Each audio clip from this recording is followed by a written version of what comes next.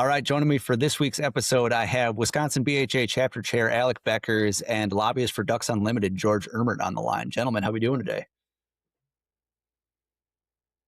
Doing well, great. Pierce. How are you? George, I just had a flashback to this summer when I asked the same question when it was you and Brian and Kyle all on the line and nobody knew who should jump in first and chime in right off the bat. So I gotta get myself in group mode again. I apologize for that, and I'll start pointing fingers at you guys or directing stuff here. But guys, we've got some really good information to be sharing here, some really good updates, positive, exciting updates as well, in terms of the Sandhill Crane Hunt, as well as the Knowles-Nelson update, as well as just some awesome turnout from BHA members, Ducks Unlimited members, and conservationists across the state of Wisconsin here. So I guess I want to start with the most recent here, with our Camo at the Capitol, which I guess was like a month ago now. Tell me about that. How did it go? We just were chit-chatting a little bit before we hit record there. I was unable to make it because I had some appliance issues in my home that morning that were leaving a lot of water on my floor. But George, I'll let you take it away here. Where did how did the Camo at the Capitol turn out for you guys? Yeah, well, thanks, Pierce. In short, it was a fantastic day. So for your listeners out there, if they don't realize it, but the sportsmen, the hunters, anglers, and trappers held their first ever organized lobby day in the Wisconsin State Capitol in early 2026. And, this has really been the last year and a half, 2 years, we've really seen all of the hunting and angling and trapping groups come together to fight for the different issues that are before us.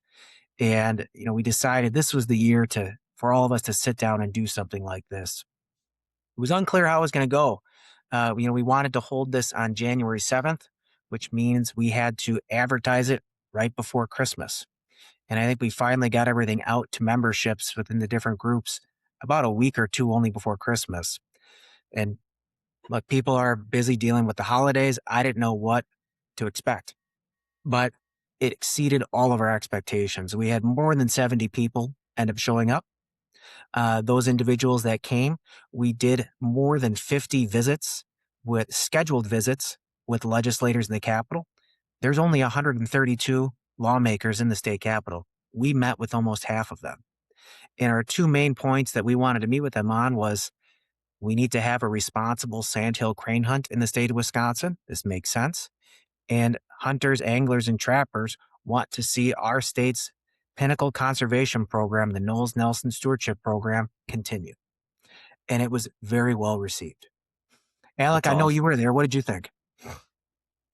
I thought it was a really cool experience. I'd personally never been to the state capitol before. And in my mind, I kind of had this idea that we would just be walking around the halls with like signs saying, we want Knowles-Nelson, we want Sandhill crane hunting, but it was totally different than that. It was engaging in two-way conversations with our lawmakers. So it wasn't just us shouting down the hallways. We were receiving feedback from these lawmakers as well. We were in, 4 people with one lawmaker having a discussion for half an hour each session. It was incredible to have that feedback. And I think the lawmakers were also appreciative of us being there and engaging in these type of things. And it seems like they don't hear from us all that often as sportsmen and, the outdoors community. And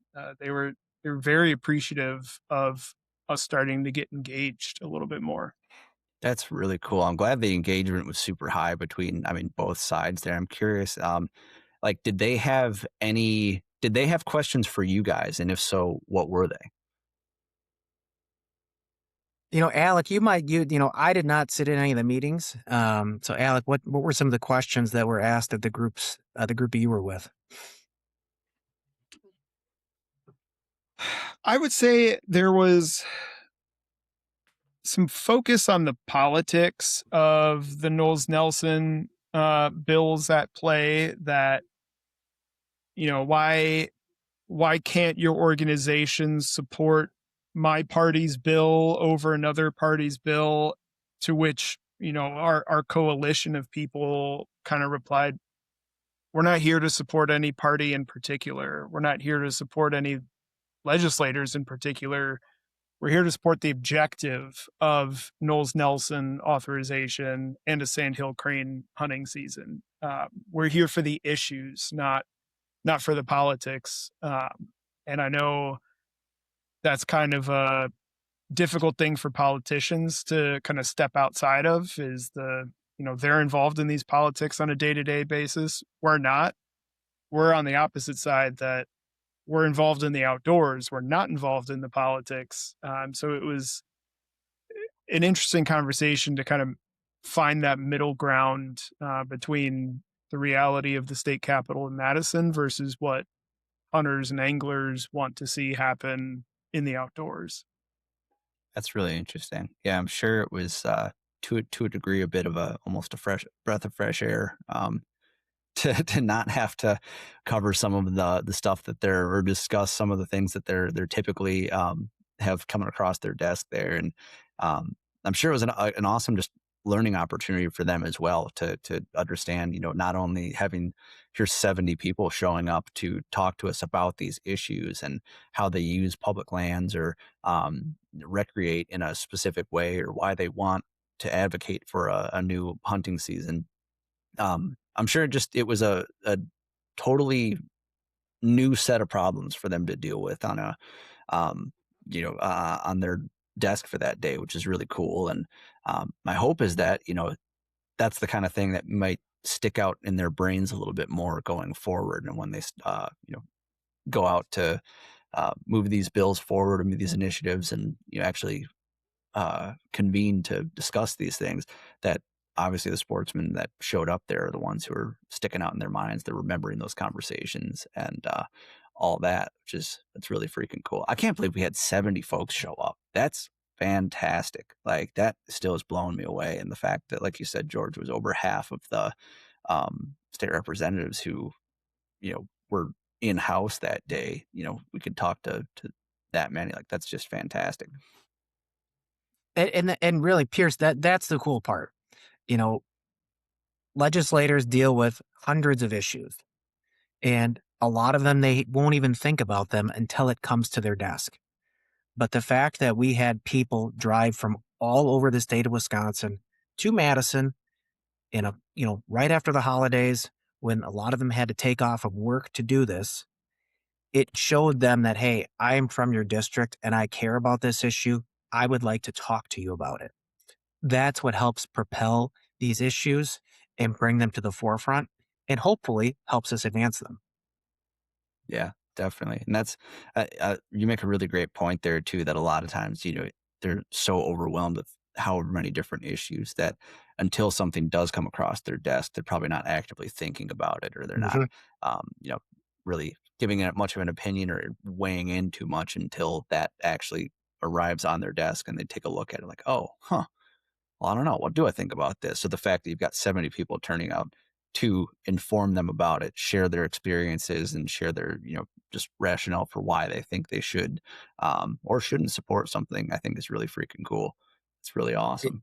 Yeah, and it was really cool. And I would add to that, there were only 70 people. Only 70 hunters, anglers, and trappers showed up. There are more than 70 of us in the state of Wisconsin. So this is something that is going to be happening again the next legislative session. This was a combined effort with all of the conservation organizations in Wisconsin, all worked to make this happen. Everybody was turning out their members. But I'm not going to lie, the average age of people there was probably closer to 60 than it was to 30. So, for your listeners out there, younger people are more likely to listen to podcasts like this. So for the listeners, when this happens again, think about coming to Madison for our next Camo in the Capitol, because we can only do good policy if you show up and help us do that.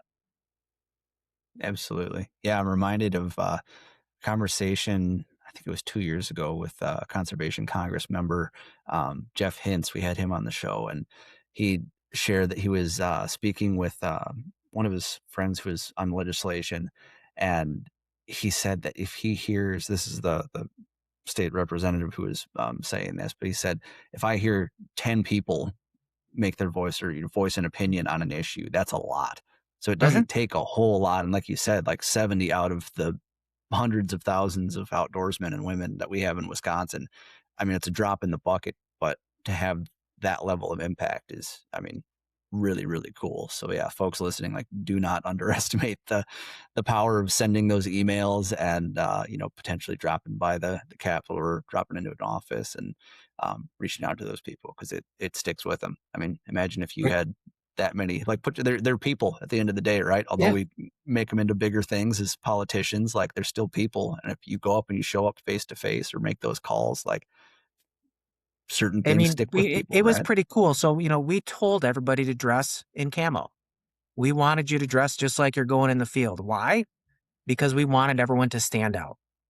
So there were 70 people running around the state capitol wearing blaze orange and different camo patterns meeting in the Capitol. We actually had one lawmaker who all of a sudden he just came into our room where we were meeting. I go, hey, what are you doing here? It was State Representative Chance Green from up in northern Wisconsin. I said, Chance, what are you doing here? He goes, I just saw a bunch of people on camo, so I wanted to come up and see what was going on. I said, oh, well, here's what's happening. And he said, great. Chance is a longtime hunter. He's a big supporter of us. He's on the Sporting Heritage Committee. He's supporting everything we do. And that got his attention. Imagine if we would have had 170 people like that in the state capitol. Yeah. Yeah, no kidding. That's really cool. Yeah, like, I mean, to that point too, it's like these legislators don't necessarily know that BHA or these conservation organizations are planning on this. Like, they're showing up to work just like they regularly would, and they're like, all of a sudden, like, what the heck? Like, what are all these hunters doing here? That's crazy, huh? That's pretty cool. So that's really encouraging that, that he was just on board with that and supportive of it, and just delightfully surprised by our engagement there. That's really cool. On the note of civic engagement and people making their voices heard here, obviously we've been talking a lot this year, or over the last 12 months or so, about Knowles-Nelson Stewardship Fund, as well as making a push to get a Sandhill Crane Hunt here. I guess let's start with Knowles-Nelson, because I think that was where, George, you and I left off. I mean, Alec, even the last time you were on the show, that was what we were talking about, was Knowles-Nelson Stewardship Fund and the push for that to be reinstated. Last time we talked, it had been voted out, and now we're pretty stoked to have it back, or at least looking like it's headed in that direction. What kind of updates can you guys provide there? So on Knowles-Nelson, I would say we have almost done a little bit of a 180 from where things started at the beginning of the legislative session. So, just for your listeners, the Knowles-Nelson Stewardship Program is the state's dedicated funding to help acquire new lands for hunting, fishing, trapping, but also to take care of those existing public lands. So, and to do things like trails and boat launches. That is the dedicated funding. We have to do that. And we've had it for more than 30 years. And it's done some very good things. But like many conservation programs, it's become a little bit politically contentious. If you acquire new land, the state buys that land.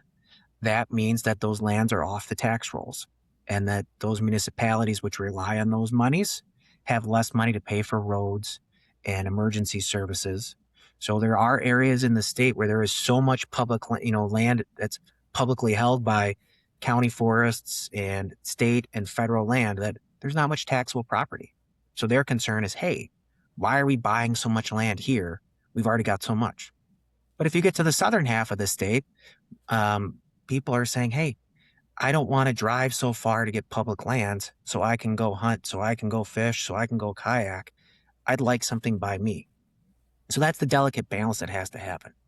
And there's legitimate concerns on both sides. But there is a way to thread the needle to make everybody happy.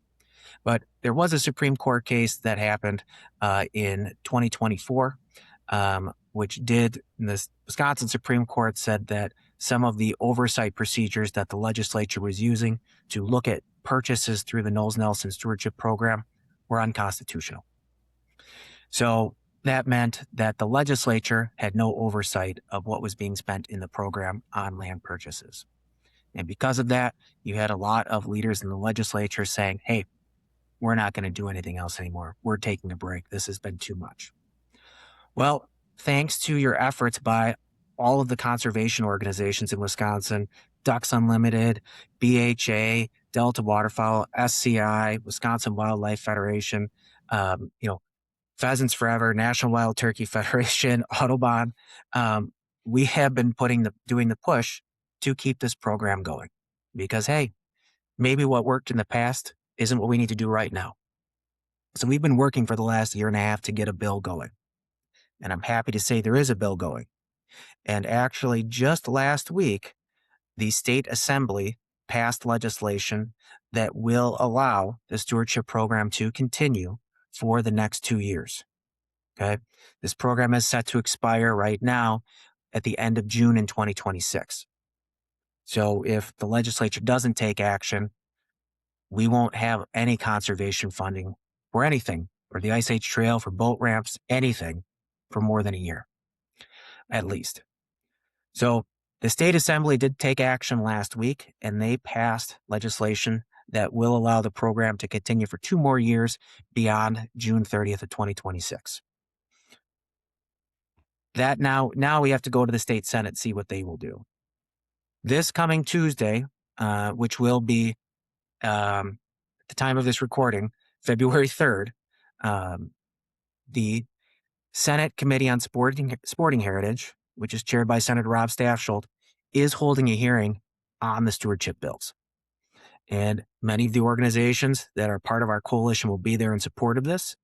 And we are cautiously optimistic right now that the momentum will continue in the Senate and we will be able to find a deal or a compromise to keep this program alive beyond June, the end of June in 2026. It's exciting. It's really exciting. And I mean, awesome to have that shift take place, and at least kind of have a little bit of a light at the end of the tunnel, hopefully here. And I mean, huge thanks to organizations like Ducks Unlimited and BHA and all the others that you listed there. I know that was when we spoke last June. It was with you and several other members of Ducks Unlimited Great Lakes, and it was just, I mean, learning more about what you guys do solo or solely just in terms of how you use Knowles-Nelson stewardship dollars to purchase public lands. And once you do that, we've talked with Alec about it as well. Like once this land is bought with Knowles-Nelson stewardship funding, it's public in perpetuity. Like there's no taking it out. Like it is, as soon as it's public, it is staying public for good, which is pretty freaking cool. But I really appreciate you shedding light too on, it's not like we can just say like, hey, we want public land, boom, like pound our fist on the table and, not give it any more consideration. Cause I hadn't even thought about that from the standpoint of that's not taxable land. So now that's tax revenue. Yeah. It's not coming And that's into the thing. I mean, certain. so, the bill that was passed by the assembly last week, the bad part is it does have a pause on new land acquisition for 2 years. But in return, they say, okay, we might have to take a little pause on new land acquisition right now. But there are a lot of undermanaged, publicly owned lands in the state of Wisconsin right now.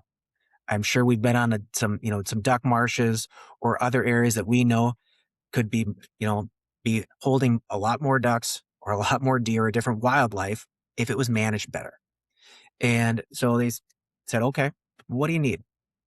This does create a pot of money. It's $5 million in this, the bill that was passed by the assembly for nonprofit groups like Ducks Unlimited, like BHA, like Pheasants Forever to use for habitat and restoration on publicly owned lands.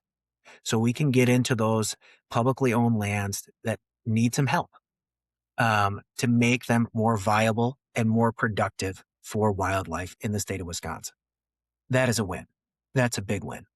Hey guys, I just wanted to take a quick sec to tell you about Lone Wolf Custom Gear. Lone Wolf Custom Gear is as good as it gets when it comes to mobile hunting equipment. Whether you're a saddle or stand guy, public land or private, Lone Wolf Custom Gear has a set of sticks, a stand, a camera arm, and any number of accessories to get you closer to your target buck. To make it even better, everything is 100% USA sourced and made right here in the Midwest. And it's even assembled right across the river in Iowa by hunters who love chasing deer just as much as you do. To build your kit today, go visit lonewolfcustomgear.com. Now, let's get back to the episode. Definitely. That's huge. So if I'm just curious here now, like say we use the marsh example or whatever it may be, maybe it could be a landlocked parcel. Would opening up, like if we do, I guess that's a double-barreled question there. Start with the marshes there. Traditionally, Knowles-Nelson being used for putting in boat ramps, doing bike paths, stuff like that, which I guess, would that constitute new land acquisition, or would this be maintenance if it were to be used for putting in a new boat ramp or something like that? This would be, so that's actually a whole different pot of money to do those things. Okay. So this would be something like, hey, if we wanted to go to, and I'm just using an example. I don't know if this is true, but let's say we wanted to go to the Creeks Wildlife area. And we noticed that, hey, there needs to be some work done in this wetland area. It's an existing, and the DNR just, our DNR folks just haven't had time or capacity to deal with it. Well, maybe another group can step in and apply for some funds to do the needed restoration work to make it even more productive. Got it. That's exciting. So yeah, so it's all, that's, I mean, really, And the really benefits cool. of Knowles-Nelson, I mean, the best part is, anytime Knowles-Nelson dollars are used to make an acquisition, so anything that's acquired through Knowles-Nelson, it has to be open to hunting and fishing and trapping. That's right. Yep. It has to be, unless there is a safety concern, right? They might say, well, this is too close to a neighborhood, so we're only going to offer bow hunting instead of rifle hunting there. That could be a thing, but you always have to start with, this is open for hunting, fishing, and trapping, and then they can make an adjustment from there. Okay, got it. So, not to sound sneaky here, but if there were an existing piece of public land where hunting and fishing was not allowed on it, but Knowles, like Ducks Unlimited, for example, or some other conservation organization were to go to that parcel and say, hey, we'd love to contribute to improving this wetland, for example, or something like that. Would that then, in theory, because those Knowles-Nelson dollars are being used, potentially open that previously unhuntable parcel up for no? Okay, got it. Probably not, because if Got it.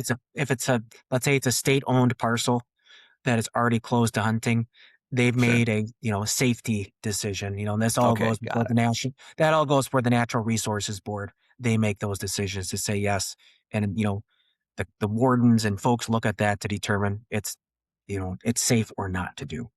Sure, got it. Makes sense. Okay, cool. Well, still, even so, like if we have $5 million, like you said, for the next 2 years at the very least, to work on just improving our existing public lands, that in Yeah. itself is a huge win. It's a huge win, and it keeps the conservation machine in Wisconsin moving.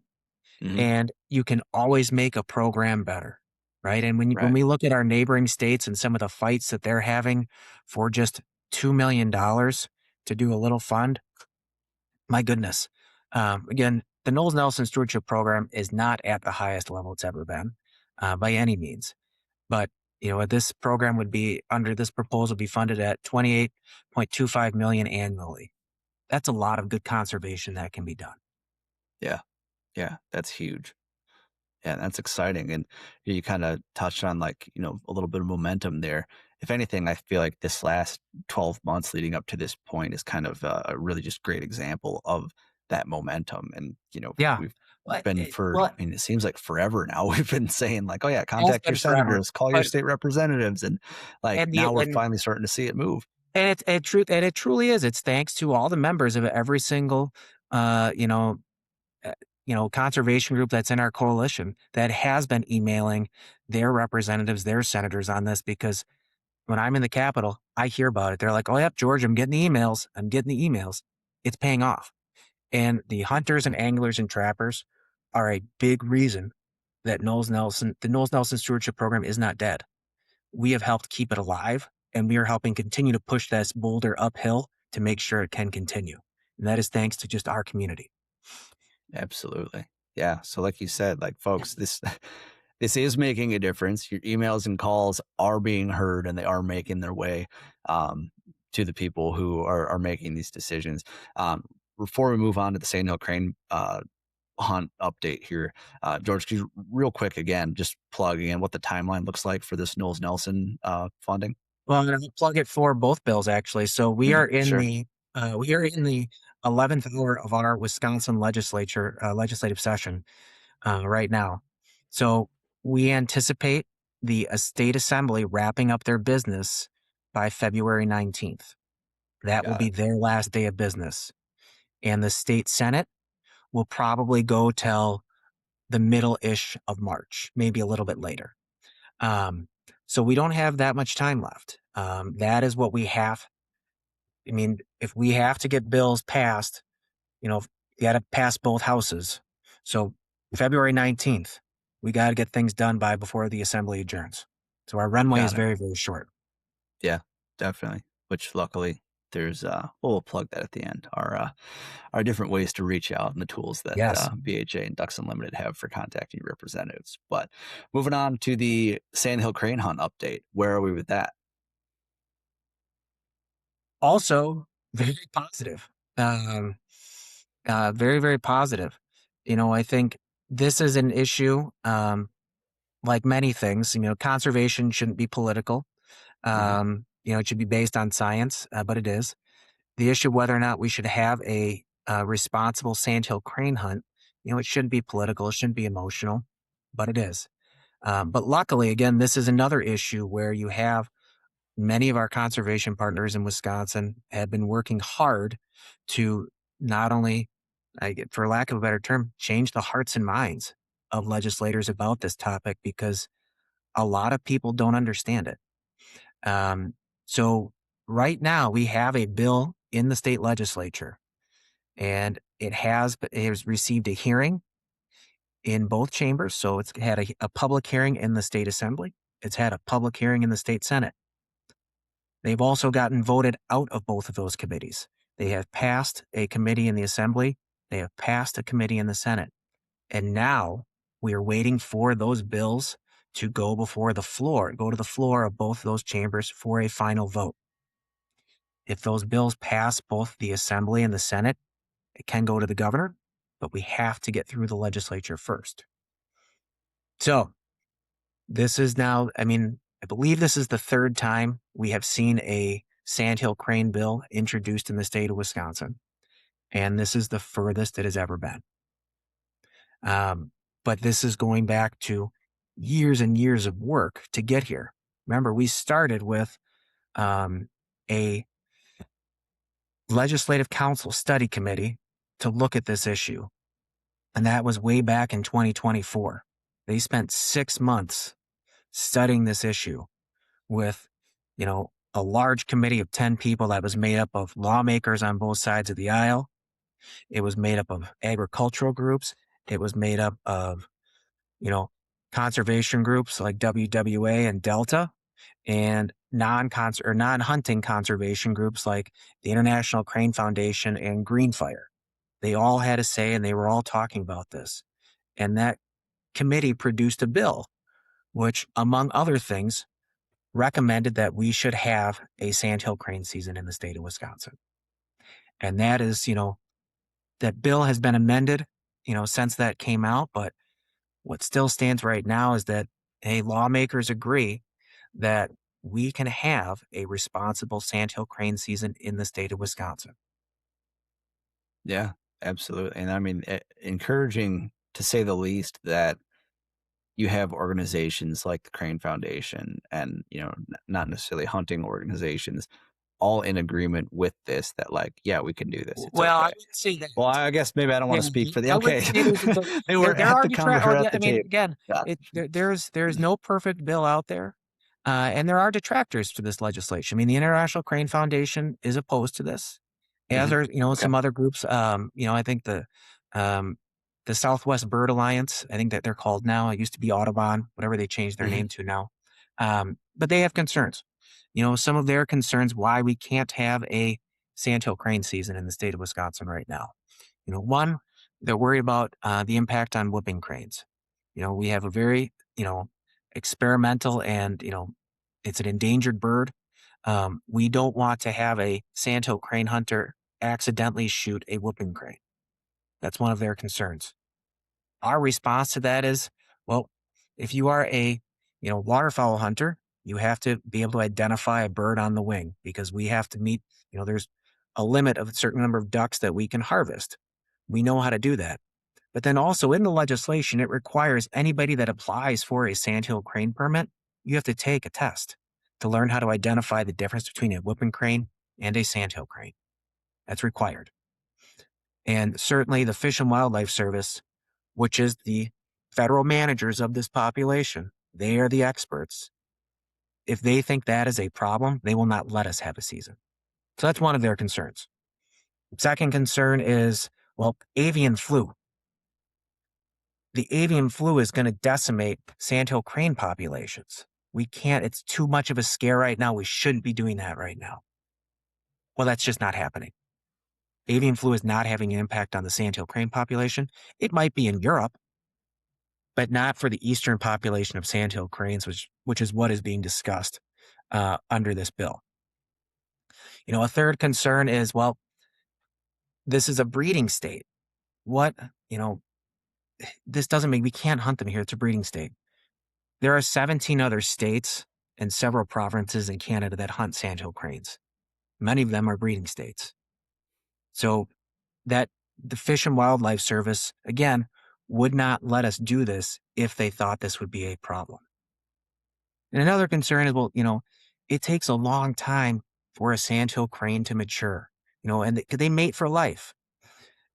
What happens if you shoot one of them? They'll never make any more. Yes, they will. You know who else mates for life? Canada goose. We have a pretty robust Canada goose population right now. And if you harvest one's mate, guess what happens? They find another one. So that's not a thing. I mean, at the end of the day, what your listeners need to know is that, the population of sandhill cranes justifies having a hunt today. And that is determined by the experts at the U.S. Fish and Wildlife Service. They have said that when you reach a population of between 30 and 60,000 sandhill cranes, you can have a responsible hunt. The population of the eastern sandhill crane is now over 110,000 and growing every year. So the numbers justify it. But then there's also the fact that in Wisconsin, we have in our Constitution, it says that we have a right to hunt and fish subject only to reasonable restriction. Our Constitution expects it. So we shouldn't let emotion blind us from this. We need to let our wildlife be managed by science. And we need to give our wildlife managers the tools to properly manage things. And if they determine that, yes, a hunt is an appropriate thing to do at that time, then we shouldn't question it. And that's the scary part as hunters. We're just talking about sandhill cranes right now. This could be done to any species at any time. So that's why, again, not every hunter out there is going to actually hunt a sandhill crane. They may not want to. But what is important is that this is also a fight about, do we trust the science? Do we trust our experts who do this? Or are we going to let emotion dictate how we manage our wildlife? The North American model of conservation is not that we let emotions dictate how we do things. It's based on science. Absolutely. Well said. Holy smokes. Yeah, folks, if you're, I'll add on to that too. Like, if you're curious and you want to learn more about how specifically this type of a hunt would be managed, I would encourage you to go back and listen to our episode. It was on Knowles-Nelson primarily with George and Brian and Kyle, but also I'm blanking on the title right now, but there's an episode from last spring with Taylor Finger, who is our Wisconsin State bird biologist, and he gives a breakdown of exactly how waterfowl are managed, because they're a federal resource. They're not just a state resource. And so you've got to deal with the entire flyway. And if they do open up Wisconsin to sandhill crane hunting, they have to compete with, there's still, the flyway committee still only is going to allocate so many sandhill crane tags. And then Wisconsin has to basically say, like, well, we think we should get this many. And I believe it's going to be divvied up between 11 other states. Correct me if I'm wrong here, George. It might just be 11 other states in the flyway, but it'll be divided up amongst the states where it is legal to hunt sandhill cranes. And then of that, then you still have to apply. And then once you apply, I believe Taylor said there's still like a 20% success rate, because like you said, Correct. these Yep. birds grow slow, and they're like, most of them are like 15 years old. And once they decoy once, they don't do it again. So they are freaking hard to hunt. So Yeah. there's, it's not like just because you have all the tags, you're going to fill all the tags. We all know, many of us eat a large heaping bowl, if not a couple every year, of tag soup. And that's all right. That's part of the fun. Yeah. But And the thing is, in Wisconsin right now, we are killing well over 1,000 sandhill cranes every year. So That's right. farmers, they do a lot of damage to farms here in the state of Wisconsin. And so farmers get depredation permits. So just last year, I believe they killed 1,400 birds with depredation tags. And every one of those birds that is killed with those depredation tags cannot be touched. It has to be right. left in the field, and you can't harvest it. Yeah. It's unfortunate. That's a waste. So, but that is doing nothing. I mean, the population is still continuing to grow. Yeah. That's where I think there's a really important point, is that funny thing with hunting is that hunting doesn't have to decimate a population. In fact, every single hunting or species that we enjoy hunting, we are actively pursuing, and the populations, we want them to grow. So this idea that a hunting season of sandhill cranes will roll the clock back 50 years to where there weren't any sandhill cranes on the landscape anymore. No. We use hunting as a tool in conservation, and we can actually maintain or grow the populations as we see fit, but still have the public participation in the management of our wildlife resources, which we don't have today. Minnesota has it. I'll be damned if I let Minnesota beat us in anything. We need to get this in Wisconsin so that, to George's point, we have a right to hunt and fish, and our model of conservation that the entirety of North America is based off of dictates public participation in the management of our wildlife resources. Yeah, absolutely. Not to mention the avian flu concern. I mean, that's a disease that spreads like wildfire in areas of high concentration of birds, right? That's why you see it in a lot of these, bird farms and areas like that, where it, just wipes out a population or a flock of birds. Like, say we did even limit the population or reduce the population just a fraction, in theory, wouldn't that also be thinning things out and airing it out to hopefully slow the spread of avian flu on top of that? That is a theory. But then the other thing is, if something like avian flu is going to have that much of an impact on any migratory bird, it might be mallards. The U.S. Fish and Wildlife Service is going to step in and say, okay, we need to adjust your harvests. And you may have to take a pause. They may say, now you're only allowed to harvest one mallard a year. Who knows what it is? But that's their job. We trust them to do that. Yeah, absolutely. God, I'm glad you guys are here to be correcting me on this stuff, because I I wish I had more of a waterfowl brain, but I'm really glad that you guys do, and can be, because I'm hoping I'm representative of maybe a general population member who might have questions like I've had there. So I'm really glad that you guys are steering me straight and setting the record straight here. Well, remember, most people don't know about this issue. There's 132 state lawmakers. Guess how many of them actually hunt on a regular basis? Less than half a dozen that are Really? regular hunters. that really understand the issue. It's not many. It used to be a lot more, but like again, we have a declining number of hunters. So that's why it's so important that we are out there front and center, educating constantly about the issues that are important to us and about really how this works. Yeah, absolutely. So, in terms of getting this thing pushed through, um, as well as Knowles-Nelson stuff, obviously, folks getting engaged. We kind of spoke about it before we hit record here, but now is the time. A lot of these conservation organizations like Ducks Unlimited, BHA, so on and so forth, have made their voices heard and made a really big push to get us to this point. As well as, I mean, I don't remember how many hundreds of thousands of people submitted input, the citizen input back when Mike Lee was trying to get rid of or sell off, that however many million acres out in Utah and out west out there. But like, folks are making their voices heard, but now it's crunch time, like you said.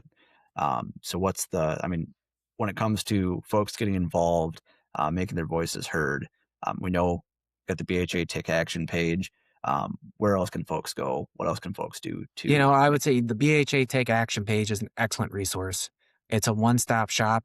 Literally, you go in there, you fill out your information, you click a button, and it will send everything you need. They've got messages already prearranged for Knowles-Nelson and for getting a responsible Sandhill Crane Hunt in the state of Wisconsin. So that's number one. And I would say the second resource is if you even want to get more aggressive, you're like, man, we got to get this Sandhill Crane Hunt. Consider making a phone call to a legislative office. It takes you 5 minutes. And the Wisconsin Waterfowl Association, wisducks.org, they have a whole page dedicated with talking points and background information that you can use to help make your conversation be an educated conversation. I would echo everything George just said. Take Action page from BHA, go to wisducks.org, Google, insert conservation organization here, Wisconsin Sandhill Crane. There are a plethora of links like this out there. Fill out all of them. Send as many emails as you can. Call as many people as you can. The challenge that we're facing is it's really sexy to get people to speak up against things. Yeah. It's hard to get people to speak up in favor of things. That is a great point. So we need the voices to be heard. International Crane Foundation is going to have a bunch of people saying, no, don't make the cranes go extinct again, because they're operating emotionally and it's easy for people to react emotionally. We've got to take a step further and put our voices in front of legislators to say, this is something we want to see happen. We want this good thing to happen, because the naysayers always are a squeaky wheel. We just need to be louder. Yeah, absolutely. I think the only thing I'd add to that is, like, it's never been easier to make your voices heard, like through those websites that they just mentioned there. There's resources everywhere. And the nice thing about going to like the Take Action page is you can copy that link and you can text it to a buddy or a relative or whoever it may be. You can share that link on your social media page or whatever it may be. It's really easy to follow. And so use those tools that keep us a little too glued to our screens, more so than we would like, but put them to good use and send those links and make your voices heard there.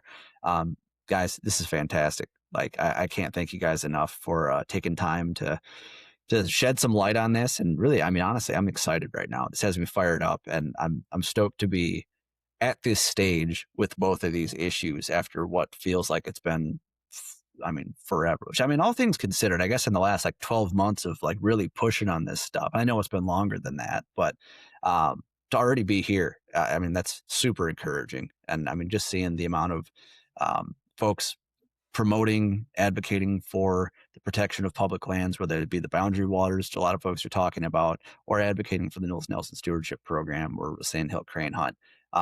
This is a pretty freaking cool time to be in the outdoors and to be seeing this many people come together in favor of this stuff. So I'm fired up, and I look forward to hopefully seeing where this goes, and hopefully maybe a couple weeks here we've got some good news to do another episode on this stuff. But Yeah. before we wrap up, you guys, anything else on the radar aside from these two topics? Well, Anything else I like just want to add folks should be aware of? two things, Pierre. I want to add two things. One, Yeah, please do. you know, this is why, I mean, this is why you pay, it costs $35 to join a lot of these organizations. This is what your money goes for. It's a good use of your money. You're going to spend $35 at the bar, probably more. This is why you join an organization, to help do these good things. And it reaps the benefits. So if you haven't joined one of the conservation organizations that has a presence in Wisconsin, please do so. And then the second thing I would add is, we've had a couple of really key lawmakers that have stepped up and really been champions on these two issues. And that is State Representative Paul Tittle out of Manitowoc. He's really been helping lead the charge on the responsible Sandhill Crane Hunt. And State Representative Tony Kurtz out of Waniwak and State Senator Pat Teston out of Stevens Point. They've really been helping lead the charge and try to thread the needle on this very difficult stewardship issue and trying to push this boulder up a really steep hill. If you know them, if you see them, say thank you. Let them know you appreciate all they are doing to help continue these things, because the work they are putting in is, it's hard, but they need to hear some thanks from us too. Yeah, absolutely. Well said. Yeah, gentlemen, before we wrap up, are there any other things that are potentially on the radar coming down the pipe that folks should be aware of, or are we kind of trying to push through these last two and see where we are after the 19th here? We'll see where then we can do it with the November elections. That'll bring a whole different discussion. Deal. I like that. Love it. Well, guys, thank you both for all that you do for conservation and advocating on behalf of us sportsmen here in Wisconsin. We wouldn't be in this state that we are right now with these two issues without the two of you guys and both of your organizations and all the other organizations that we mentioned earlier in this episode. Like George said, if you're not a member of one of them, put that beer money towards something a little bit more productive. And I don't know, you can find free beer anywhere these days. You can't find free land. So with that, you guys, thank you both so much for taking time out of your days to come on and shed some light on this. I'm fired up, like I said, and again, I'm excited to see where this one goes. So folks, go head out to backcountryhunters.org/take-action or take_action, one of those. Just Google backcountryhunters.com and you'll find the Take Action tab, or backcountryhunters.org, excuse me, Take Action tab, and click on your state, put in your info, and you can, like we've said before, you can tweak those emails if you really want to. Otherwise, it's pre-curated for your specific state for the issue. And all you have to do is put in your contact info and off it goes. So could not be easier. Make your voices heard. Let's push this thing through. Thank you both again. And guys, we'll talk to you next Tuesday. Thanks.